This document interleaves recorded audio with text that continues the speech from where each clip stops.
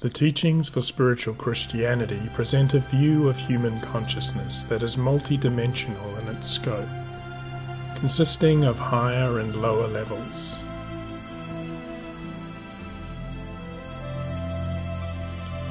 These teachings show that we have both an internal and external mind that function quite independently of each other, and yet remain intimately related to and dependent on each other for their existence.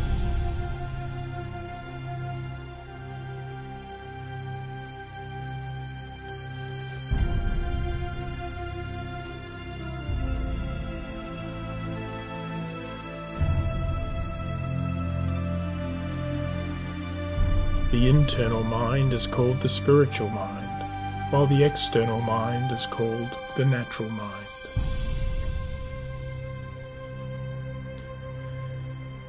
Each has its own perceptive faculties suited to the level of life to which it belongs.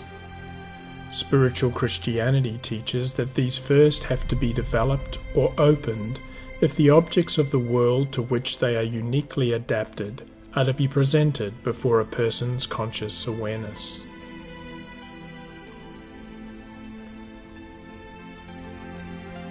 To cultivate the perceptive faculties of their spirit, a person has to first have their spiritual senses open. And just as the physical senses are open through being physically stimulated, so spiritual forms of stimulation are required for the senses of the spirit to be opened.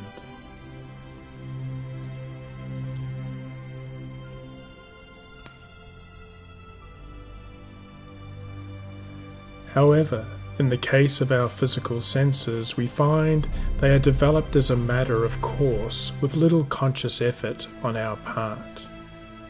By simply being born into the physical world, our bodies come with physical senses developed to a point where they can detect and respond to stimulation from our physical environment.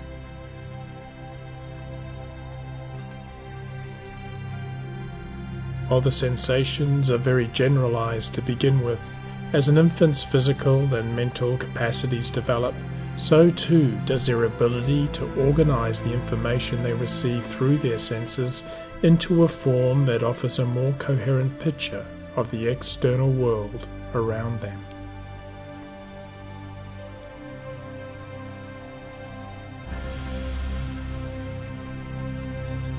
The external mind develops from infancy through to adulthood, where it reaches the height of its powers. But the external mind, even at the height of its powers, cannot access those things that belong to the internal or spiritual mind, for these exist beyond the perceptive powers of the physical senses to which the external mind is bound.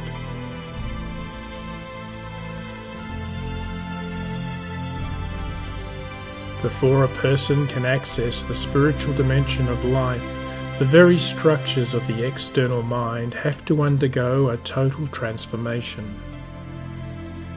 That transformation sees the external mind reformed through acquiring a new understanding of higher principles, which, if lived from, grounds higher spiritual realities in our conscious awareness.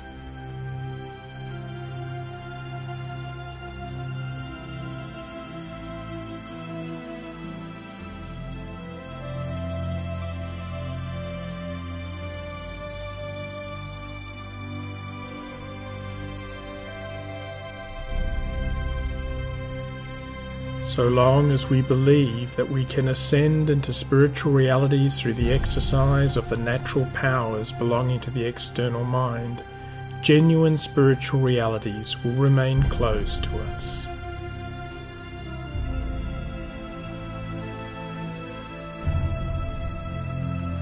This is a spiritual law, and something we will explore in more depth in another presentation. For now, it is enough to say that while the natural or external mind is not equipped to penetrate into the things of the spirit, it can, through the intentional practice of spiritual disciplines, become a vessel capable of receiving higher influences into itself, and so have these realities presented before our conscious awareness.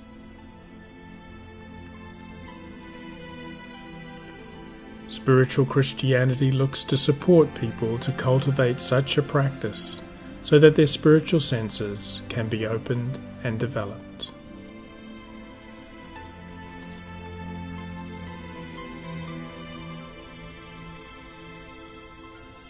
But first, we need to establish just what spiritual Christianity means by the term spirit, so that we have a clear idea about what is meant when this term is used.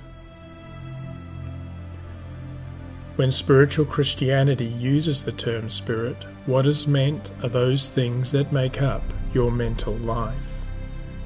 This includes things like your affections, your thoughts, your beliefs, your values, your motives, your loves, your emotions, your attitudes, or in the simplest terms, everything that relates to what you experience as the life and activity of your mind. This is what is meant by the term spirit.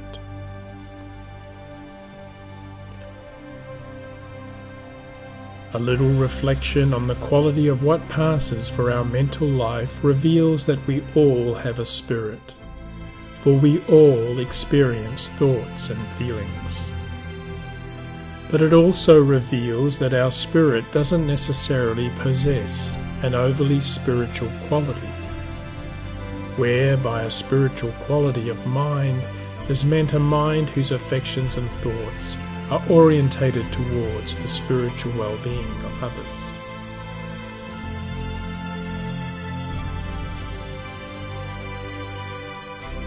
Rather, what we find is that much of what passes for our thoughts and feelings are enmeshed in self-interest and concerns focused on the things of external life.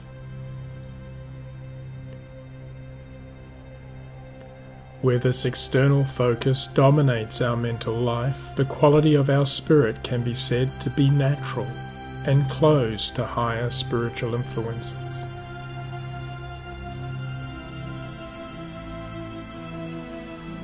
For a person to realize their spiritual potential and so become more fully human, they need to attend to and work with spiritual truths to create the interior mental conditions whereby higher spiritual influences can begin to take a more prominent role in their mind and life.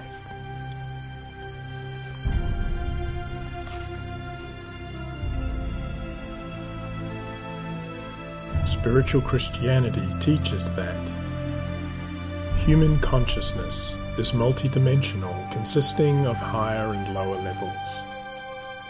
We possess an external and an internal mind, each having its own perceptive faculties that are developed and opened through being stimulated.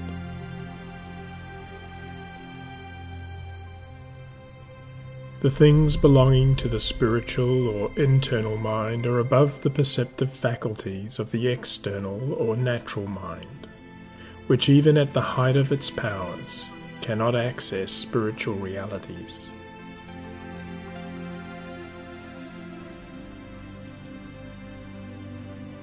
The external mind is a vessel which, once reformed through the practice of spiritual disciplines, can receive higher spiritual influences into itself, where they can be presented before our conscious awareness.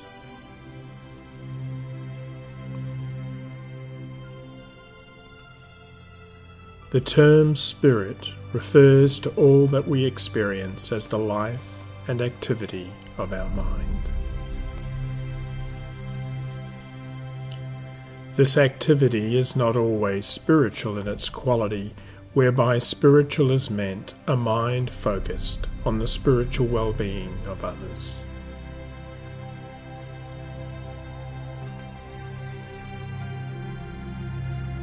Much of what passes for our mental life is filled with self-interest and focused on the things of external life, which closes our minds to higher spiritual influences.